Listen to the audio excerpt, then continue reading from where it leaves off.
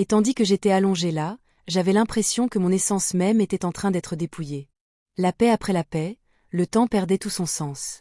Je ne pouvais pas dire si des minutes ou des heures s'étaient écoulées lorsqu'Eve sortit finalement de la pièce, la laissant derrière elle pour se préparer pour le massage.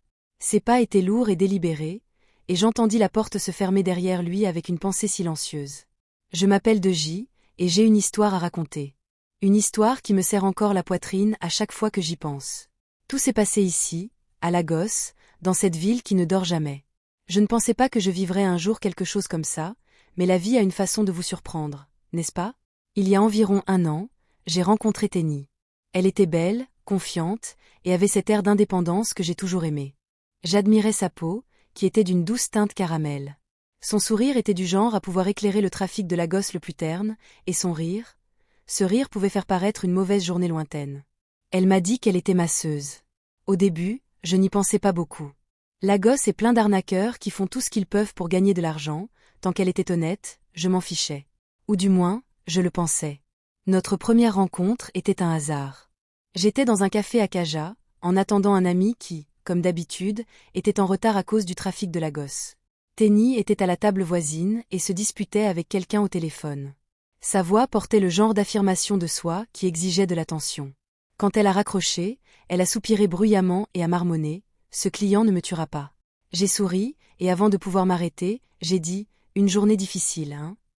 Elle m'a regardé, ses yeux se sont levés. « Tu n'as aucune idée », a-t-elle répondu. Et c'est comme ça que ça a commencé. Par une simple conversation qui s'est transformée en un déjeuner, puis en un dîner. Et avant que je ne m'en rende compte, nous étions en couple depuis des mois. Notre relation était solide. Elle venait chez moi à Surulere pendant les week-ends, et nous passions du temps ensemble. Je ne suis pas le type romantique, mais pour elle, j'ai fait un effort. J'achetais des roses au coin de la rue près de chez moi, nous buvions du vin, et nous parlions de tout et de rien. Parfois, même si elle devait partir au milieu de notre temps ensemble pour s'occuper d'un client. C'est le travail, disait-elle en souriant, son sac en bandoulière sur son épaule. Je n'y pensais pas beaucoup au début. Lagos est difficile, et les gens doivent se dépêcher. Mais au fil du temps, les choses ont commencé à mal tourner. Elle recevait des appels téléphoniques à des heures étranges, et elle sortait de la pièce pour les prendre, parlant à voix basse. Ce n'était pas seulement le timing, c'était sa manière. Elle regardait son téléphone comme si c'était une bombe à retardement et se dépêchait d'y répondre. Sa voix était douce et prudente. Quand je lui demandais qui avait appelé, elle disait juste « un client, rien de grave ». Lagos est une ville où, quand quelque chose ne va pas, ce n'est généralement pas une coïncidence. Un soir, nous étions chez moi en train de regarder un film. Je venais de préparer du popcorn, et elle était allongée sur le canapé, sa tête reposait sur mon épaule. Son téléphone a sonné, et, comme sur des roulettes, elle s'est levée pour y répondre. « Je reviens », dit-elle en entrant dans la cuisine. J'ai regardé le film, mais je l'ai suivie en faisant semblant d'aller chercher de l'eau dans le réfrigérateur. C'est là que je l'ai entendue dire, sa voix à peine au-dessus d'un murmure, « Je serai là dans 30 minutes ». Elle a terminé l'appel et est revenue au salon en évitant mon regard. « Je dois y aller maintenant », dit-elle en marchant vers la porte. « Il est presque minuit », ai-je dit en essayant de garder ma carte de crédit. Elle a ri en l'ignorant. Les gens sont stressés à toute heure, tu sais. C'est la vie à Lagos. Elle a embrassé ma joue et est partie avant que je puisse insister davantage.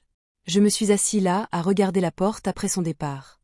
Je me suis dit que quelque chose n'allait pas. Pourquoi quelqu'un rencontrerait-il un masseur à cette heure-là? Et pourquoi était-elle si secrète à ce sujet? J'ai essayé d'ignorer le sentiment de malaise dans ma poitrine. Je me suis dit que j'y pensais trop, qu'elle était juste dévouée à son travail. Mais les signes étaient là. Il y a eu le moment où elle a annulé notre rendez-vous à la dernière minute en prétendant qu'elle avait un client qui ne pouvait pas respecter un horaire. Je n'y ai pas beaucoup pensé, n'est-ce pas? Mais j'ai vu son histoire Instagram plus tard dans la soirée. Une photo d'elle dans un bar sur le toit chic à Lekki, son verre scintillant sous la lumière douce. Réunion client, dit-elle quand je lui ai posé la question le lendemain, en riant comme si ce n'était pas grave. Puis il y avait les messages sur son téléphone. Je ne les ai jamais parcourus, je ne suis pas ce genre de gars. Mais parfois, quand elle était assise à côté de moi, j'apercevais des noms que je ne connaissais pas. Des noms comme « Monsieur D » ou des surnoms bizarres qui me faisaient réfléchir. J'ai essayé de les ignorer. Je me suis dit que c'était juste de la paranoïa, que je n'avais aucune raison de ne pas lui faire confiance. Mais au fond, une petite voix continuait à me murmurer « Ouvre les yeux, quelque chose ne va pas ». Plus j'y pensais, plus les pièces ne s'assemblaient pas. Elle avait toujours l'impression d'avoir de l'argent. De nouveaux vêtements, des parfums chers, des dîners dans des restaurants haut de gamme. Pourtant, elle n'a jamais parlé de combien elle gagnait avec ses clients ou combien de fois elle travaillait par jour. Un jour, alors qu'elle était dans la cuisine, son téléphone était sur la table de chevet. J'y ai jeté un coup d'œil, ma curiosité l'emportant. L'écran s'est allumé avec un message « Es-tu libre ce soir ?» Même hôtel, même heure. J'ai senti mon ventre se serrer.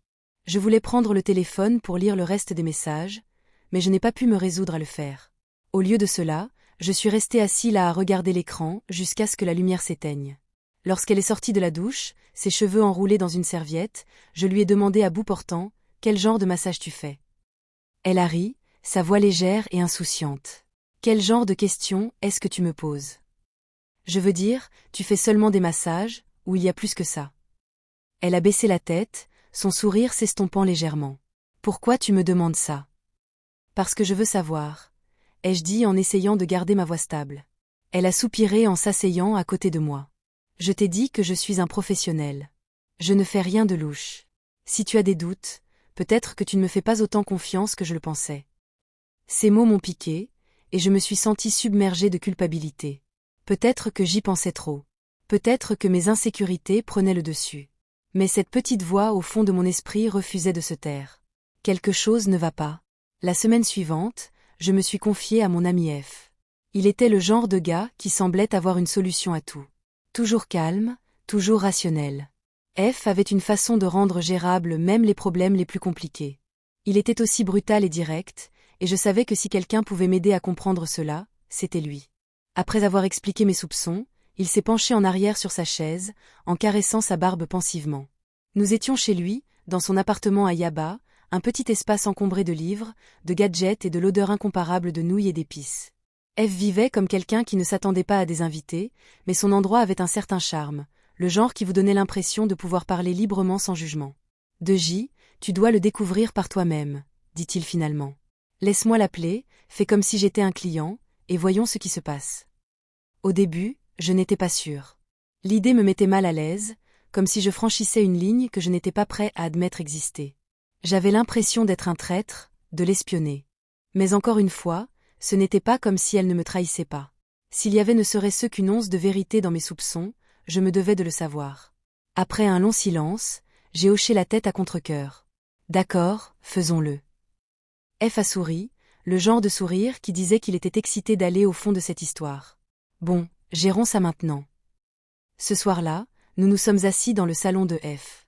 Les rideaux étaient tirés, et le seul bruit était celui de son ventilateur sur pied qui craquait légèrement à chaque rotation.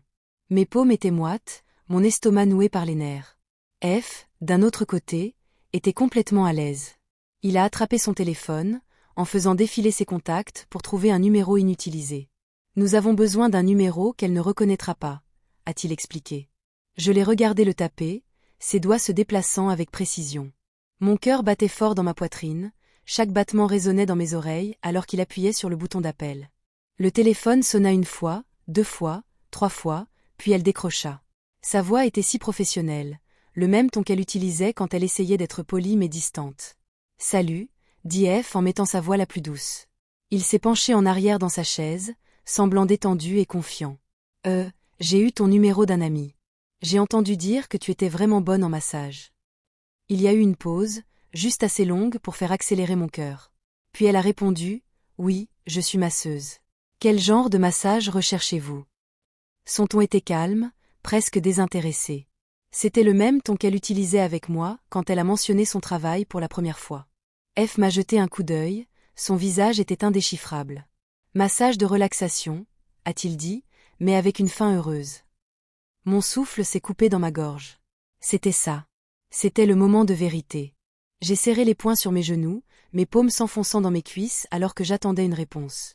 Il y a eu une autre pause, plus longue cette fois. Puis, à mon grand choc, elle dit « Cela coûterait plus cher ». Sa voix ne vacillait pas.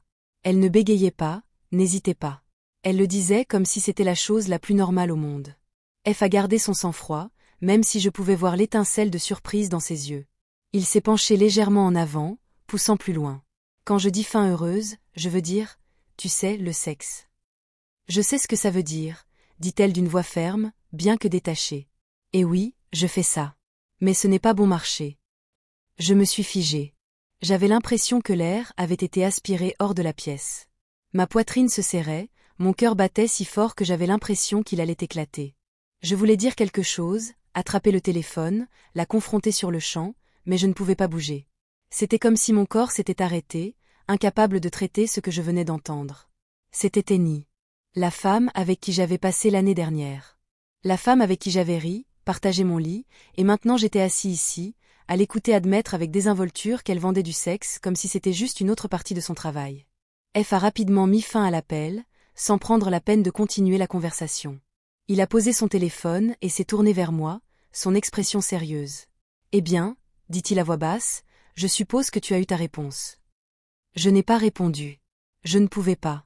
Mon esprit courait à toute vitesse, répétant la conversation encore et encore. Chaque mot me semblait comme un couteau dans la poitrine, coupant profondément à chaque répétition. Elle m'a menti, ai-je finalement dit, ma voix à peine plus qu'un murmure. Il semblerait que ce soit le cas, dit F.